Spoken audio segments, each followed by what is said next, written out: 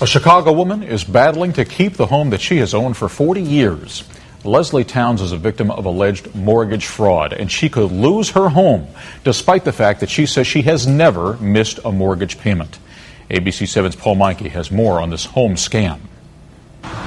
This is Leslie Towns, 75. She raised 5 children as a single mom in this, her home of 40 years on the South Side. 4 years ago, Leslie discovered to her astonishment that her home was in foreclosure.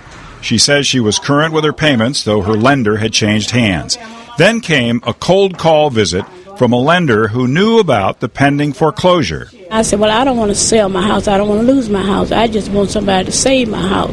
And he said, no, we're not going to take your house. Leslie signed what she thought was a refinancing agreement with Oak Brook-based Trust One Mortgage. She was regularly making payments until she found the company's South Suburban office empty and padlocked. And then Leslie Towns discovered she no longer owned her home. It had been sold, investigators say, at least twice to straw buyers who made a profit. We believe this is part of a broader overall scheme involving these players that have implicated other homes as well.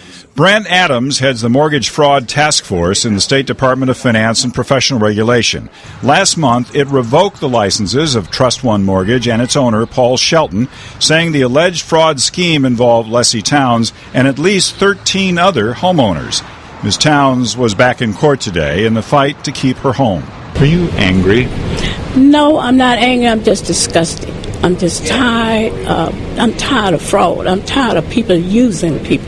Her attorney is optimistic Leslie Towns will win the fight to keep her home, but it's been a very emotional fight for the homeowner who technically doesn't own her home. She says she won't yield. When you're right follow you, and I'm going to stand on my right until I die. The Department of Financial and Professional Regulation continues its investigation through its Mortgage Fraud Task Force. Its findings have been turned over to the Attorney General for further review.